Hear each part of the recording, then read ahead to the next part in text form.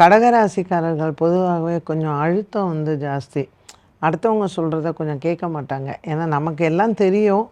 நம்ம வந்து அடுத்தவங்கள கேட்டு செய்யணும் அப்படிங்கிற ஒரு மனப்பான்மை இருக்காது. அதில் கொஞ்சம் புனர்பூச நட்சத்திரக்காரர்களுக்கு கொஞ்சம் உண்டு அது. கேட்டு செய்வாங்க. பூசம் ஆயில்யம் வந்து கொஞ்சம் பிடிவாத குணமும் அவள்கிட்ட உண்டு. ஸோ இந்த மாதிரியான காலகட்டத்தில் நம்மளோட ஈகோ, நம்ம பிடிவாதம் இதெல்லாம் நம்ம விட்டு கொடுக்கத்தான் செய்யணும். கிரகங்கள் நமக்கு அனுகூலமாக இல்லை அப்படிங்கும்போது நாம் எப்படி அனுகூலமாக இருக்கணுங்கிறத நம்ம மாற்றிக்கணும். ஸோ புதுசாக நீங்கள் கல்யாணம் பண்ணுறீங்க, ஒரு சம்மந்தி சண்டை வர்றதுக்கு வாய்ப்பு இருக்குது கடகராசிக்காரர்களுக்கு. அப்போது உங்கள் பொண்ணோ இல்லை நீங்கள் உங்கள் பையனையோ கல்யாணம் பண்ணும்பொழுது நாம் எந்த அளவுக்கு ஒதுங்கி இருக்கோம், இல்லை எந்த அளவுக்கு பேசுகிறோங்கிறத நம்ம தான் ஒரு வரையறை போடணும்.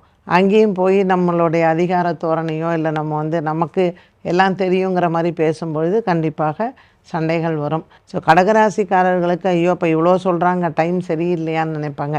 அப்படியெல்லாம் இல்லைங்க. டைம் எல்லாருக்குமே நல்லா தான் இருக்கும். நாம் அதை எப்படி எடுத்துக்கிறோம் அப்படிங்கிறது தான். எந்த ஒரு விஷயத்திலையும் பதட்டம் இல்லாமல் நிதானமாக செயல்பட்டால் கடகராசிக்காரர்களுக்கு பெரிய அளவுக்கு பாதிப்புகள் இல்லை. ஸோ என்ன மாதிரியான கோவில்கள் போகலாம் அப்படின்னா, அரியலூர் பக்கத்தில் கார்கோடேஸ்வரர்னு ஒரு கோவில் இருக்குது. அது வந்து கார்கோடகன் வந்து சிவபெருமானை வணங்கின ஸ்தலம். ரம்பாவுக்கு அந்த இடத்துல வந்து மன்மதனுக்கு வந்து உயிர் கொடுத்தார் சிவபெருமான்.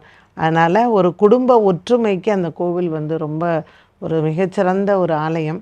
அதனால் ஒரு குடும்பத்தில் சண்டை நடக்கிறதுனா அந்த கோவிலில் போய் நமஸ்காரம் பண்ணிட்டு வரலாம்.